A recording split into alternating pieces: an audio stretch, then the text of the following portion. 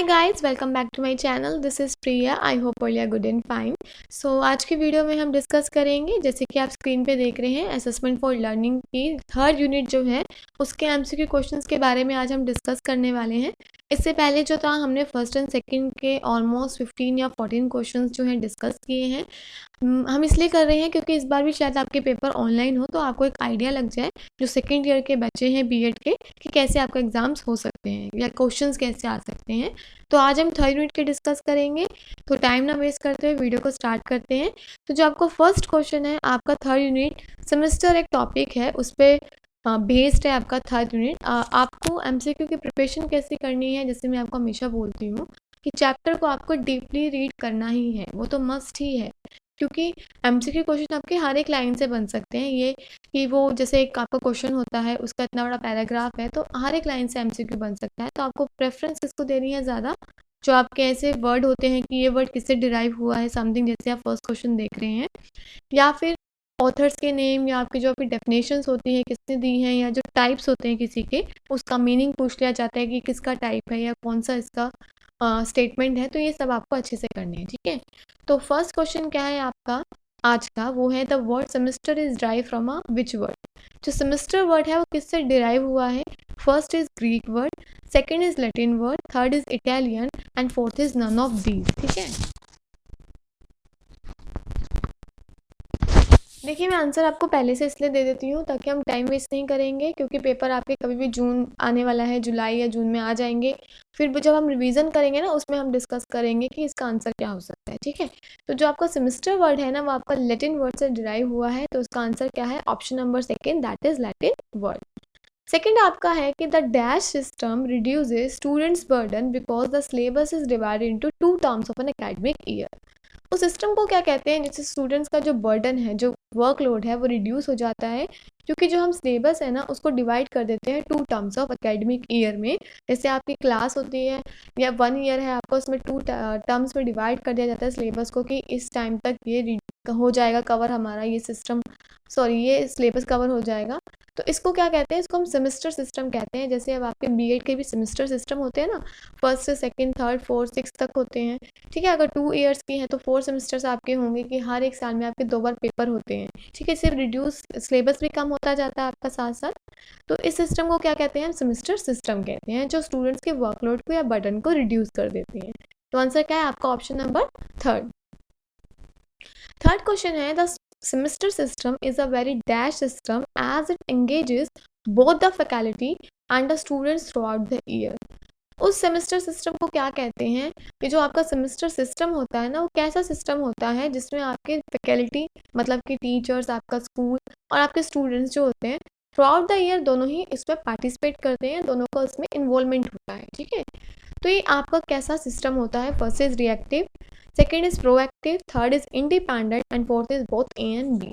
तो जो रिएक्टिव होता है, मतलब कि आप बाद में कुछ उसका वर्क कर रहे हैं, कि कुछ आप अभी कुछ आपके पास हो गया, जैसे कोई सिचुएशंस हैं, बट आप उसका जो रिजल्ट है ना, जो रिएक्शन आप उसका बाद में दे रहे हैं।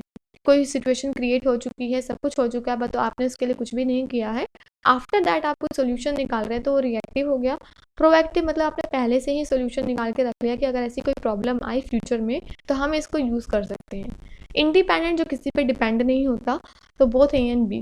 तो आंसर क्या है कि जो आपका सेमेस्टर सिस्टम होता है ना, वो प्रोएक्टिव सिस्टम होता है, जिसमें आपके दोनों स्टूडेंट्स और आपकी जो फैकल्टी होती है, दोनों ही उसमें एंगेज होती है। तो आंसर क्या है आपका? Option number second, that is proactive, ठीक है। फोर्थ है आपका, which of these is the advantage of semester system. इसमें से कौन सा जो है एक एडवांटेज है, एक आपकी विशेषता है सेमेस्टर सिस्टम की। फर्स्ट क्या है? It increases the workload of education department. ये आपके एजुकेशन डिपार्टमेंट का वर्कलोड इंक्रीज कर देता है। क्या ये इसकी विशेषता है? ये आपका क्या हो गया? डिसएडवांटेज हो गया, एक उसकी कमियां हो गई। सेकंड क्या है? Students are confined only to their course content. जो स्टूडेंट्स होते हैं ना, सिर्फ अपने कोर्स पे ही कन्फाइंड रहते हैं, उसी पे लिमिटेड रहते हैं, तो ये क्या हो गया? इसकी लिमिटेशन होगी। थर्ड है, it keeps the students in touch with the books of the whole year. तो जो स्टूडेंट्स हैं, सेमेस्टर के कारण जो उनकी बुक्स हैं, उसके पूरे साल उनके टच में रहते हैं, उनको पता रहता है कि बुक्स में क्या है, क्या वो स्टडी कर रहे हैं। तो ये क्या है? आपका एडवांटेज हो गया। एंड लास्ट है, students don't understand many chapters, students जो है काफ़ी चैप्टर्स अंडरस्टैंड नहीं कर पाते, तो ये भी क्या होगी, एक लिमिटेशन होगी। तो आंसर क्या है आपका, option number third, that is it keeps the students in touch with the books within the during the whole year. ठीक है, नेक्स्ट आपका फिफ्थ क्वेश्चन है, it is the process of applying standardized measurement of varying levels of achievement in a course.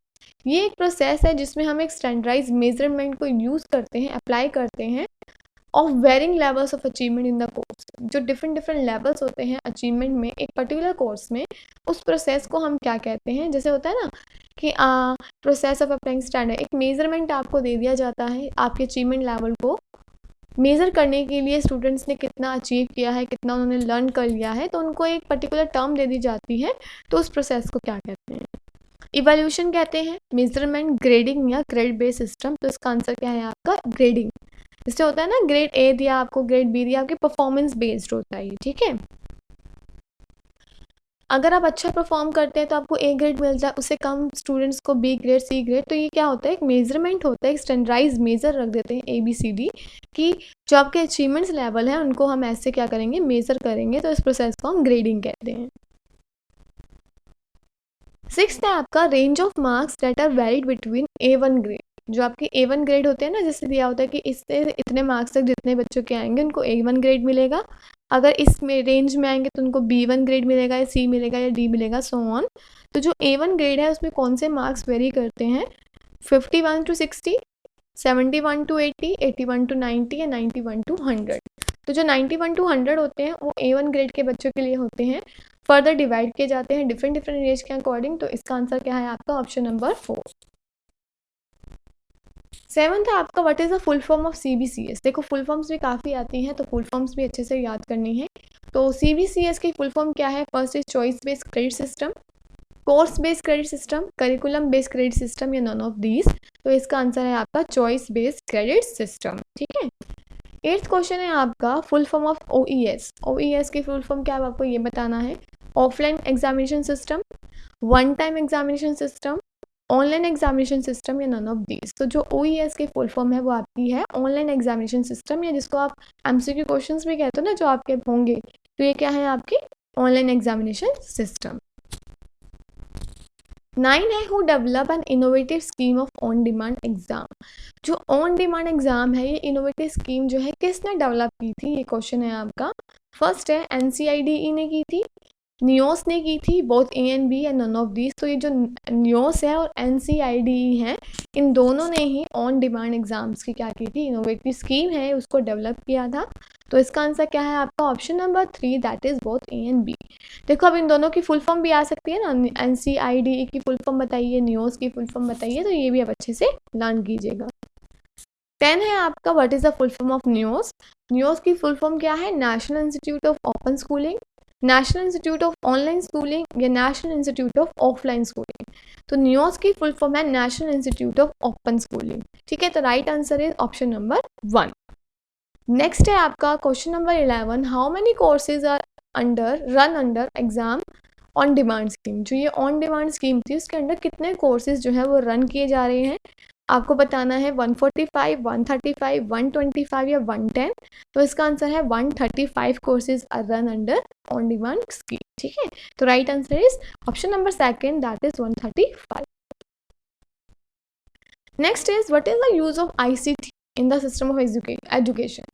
ICT आपने first year में ही पढ़ा है, इसका आपका प्रैक्टिकल भी हुआ था, तो आपका इसका यूज़ बताना है। First, it motivates the learner, second is it develops the critical thinking, it develops the power of expressions, या ऑल ऑफ दीज।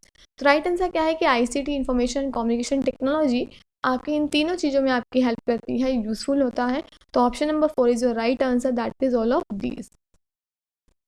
नेक्स्ट है आपका, who develop master learning. Master learning किसने डेवलप किया था, फर्स्ट इज एडम ने, second is John Locke ने, third is BS Bloom ने, and fourth is none of these. तो जो आपका मास्टर लर्निंग है ना वो आपका BS ब्लूम ने दिया था। ठीक है, तो राइट आंसर क्या है आपका, option number 3, that is BS Bloom.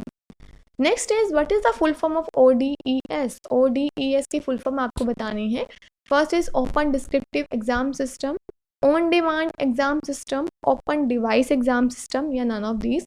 तो ODES की फुल फॉर्म है आपकी on demand exam system.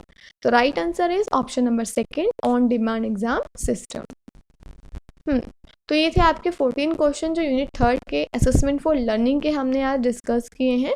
4th unit रह गई है, उसको हम और डिस्कस कर लेंगे। फिर आपका नॉलेज एंड करिकुलम कंप्लीट हो चुका है, असेसमेंट फॉर लर्निंग भी कंप्लीट हो जाएगा। उसके बाद हम डिफरेंट जो आपका 3rd सब्जेक्ट है उसको लेके चलेंगे।